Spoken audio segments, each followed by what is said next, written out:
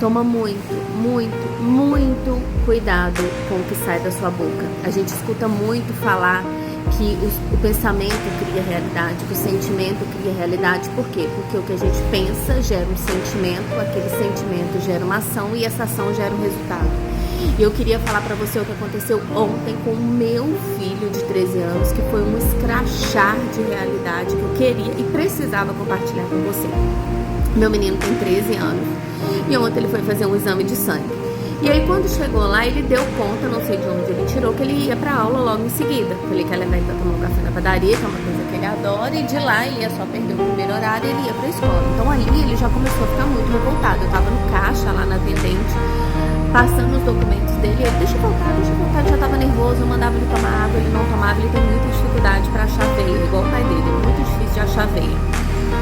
Chegou na hora do exame, não achava veia, aí ele foi ficando nervoso, achava de um lado, ia pro outro, chegou um cara, depois chegou outro cara, depois chegou um terceiro cara, furaram ele, aí perdeu a veia, ficava passando a agulha de um lado. Olha pra você ver, eu tô contando pra você ver como que as coisas vão piorando. Ele já tava nervoso, aí chegou lá na hora da veia. Eles todo ano fazem exame de sangue, agora ele teve que fazer um segundo à parte, porque teve um probleminha, precisou fazer um exame de sangue.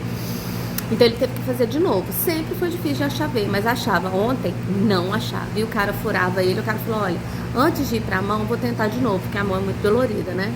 E ele, assim, muito assustado. Você viu, assim, eu cheguei a ficar com dó. Ele tava assim, na mão não, mas tava muito difícil de achar. Com muito custo, um cara achou pra poder tirar.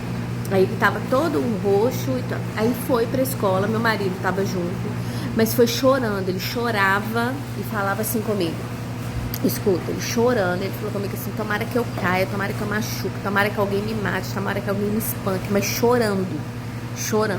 Aí ele entrou no carro, o pai dele viu que ele tava daquele jeito, o pai chamou a atenção dele, e aí ele foi pra aula, bateu a porta do carro, foi pra aula porque ele não responde, mas ele foi pra aula puto. Isso foi quase 8 horas. Quando deu 10 horas, eu tinha acabado de deixar meu marido, que ele ia viajar, viajou dessa forma, olha pra você ver, foi assim que eles se despediram. Deixei meu marido na volta, que eu tava voltando da rodoviária, indo pra casa, a escola me liga. Ele falou, mãe, eu fui chutar a bola com os meninos no intervalo, na hora que eu fui chutar a bola, eu errei, eu mirei mal a bola e bati no ferro. Eu tô com meu pé muito doendo. Eu falei, mas só tá doendo, já vai passar, pede a escola um remédio. Aqui não tem firula, né? Ele virou e falou, mãe, mas isso já tem 40 minutos, já tem muito tempo, não para, já colocaram gelo e o meu pé não para de doer. Então, como não para de doer, a escola pediu pra eu te ligar. Eu falei, então eu vou te buscar e vou te levar pro hospital. Ele falou, eu acho que vai precisar porque tá doendo muito. Então, assim, eu testo ele quando eu falo que eu vou levar no médico. Se tá doendo mesmo, se tá sentindo mesmo, eu falo que eu vou levar no médico. Se ele falar que quer ir, é porque eu sei que realmente tá doendo. Voltei, fui lá na escola, peguei ele. Fomos no médico, fez o raio-x. Eu sei que nós saímos, tipo assim, peguei ele 10h40 e nós chegamos em casa 1h da tarde. Ele não quebrou, não fraturou, mas deu uma raspada no osso e ele teve que imobilizar o pé e tomar um remédio muito forte. O médico até falou, toma depois do almoço. Vai ficar imobilizado até 5 dias e depois você volta aqui. E justo hoje, todo fim de semana é tranquilo, ele tem um aniversário de um grande amigo que vai ser num campo de futebol. Ele não vai poder jogar. E por que ele fez esse exame? Eu antecipei tanto o exame, porque ele tá fazendo o exame tipo, para verificar o fígado e ele não pôde fazer atividade física. Então o médico falou, essa semana, enquanto ele fizer os exames, não vai fazer atividade física para não sobrecarregar. Então assim, eu antecipei todo o exame porque eu sabia que ele ia comer hoje uma feijoada e ia brincar a tarde inteira com os amigos. Então assim, ele tava super animado. E o que aconteceu? Ele machucou. Mas vamos voltar lá? O que ele profetizou? Com emoção, então ele pensou, ele sentiu e ele verbalizou com emocentização. Então você que vê aí, por isso que eu quis muito vir aqui falar isso, por isso que eu falo assim, que é tão difícil, eu mesmo falava isso, eu tenho muita dificuldade de sentir, mas veja como é fácil sentir o ruim, como é fácil sentir o negativo. E ele emocentizou com muita força, com muita intensidade, naquele momento de tristeza que ele estava chorando. Ele falou, tomara que eu machuque, tomara que alguém me mate, tomara que aconteça alguma coisa. O que aconteceu? Aconteceu. E não aconteceu só qualquer batidinha. Aconteceu uma coisa a ponto de comprometer hoje um momento de muito lazer. E quando eu falo isso com ele, quem é mãe de adolescente, pré-adolescente vai me entender, você nunca tem razão, sempre que você fala é asneira. E toda vez eu falo com ele, cuidado com o que você fala, cuidado com o que você verbaliza, pede perdão a Deus pelo que você falou, pede perdão a Deus pelo que você sentiu. E ele é sempre a chororota. Na hora que ele falou isso comigo, que ele entrou dentro do carro, eu escutei tudo que ele falou, eu virei pra ele e falei assim, mas você tá chateado do que aconteceu? Ele falou, tô, amanhã tá aniversário de Miguel, se eu tiver quebrado, você acha que eu quebrei, que não sei o que. Eu falei, mas você viu o que você profetizou? Cheio de emoção, o que você falou? Deus te deu sim. Você colocou a emoção de tomar aqui com raiva, nervoso, e Deus foi lá e falou sim. Deus não é, mãe, mas Deus não perdoa, Deus não protege as crianças. Eu falei, protege, meu amor, mas ele não entende seu português. Ele entende o que você sentiu. E você estava dotado de emoção. Sim, não era uma emoção boa, não era uma emoção de alegria, mas uma emoção de raiva, e você manifestou. Você simplesmente cocriou isso. E agora ele tá, isso foi ontem, a noite inteira preocupado, agora tá coçando, e toda hora ele vem aqui, chuta a bola tá até ali, ó. Ele vai aqui, chuta a bola pra testar, pra ver se o pé tá bom, se ele vai aguentar, se ele vai se divertir, calçou o tênis do pai dele pra ficar mais frouxo, enfim. Depois você quer remediar. Então, antes de você querer remediar, trabalhe com a prevenção. Tome muito cuidado, vigie, né? A gente falou em vídeos anteriores aqui. Cuidado com o que você consome, mas não é só o que você consome pela boca, com seu alimento afetando a sua saúde.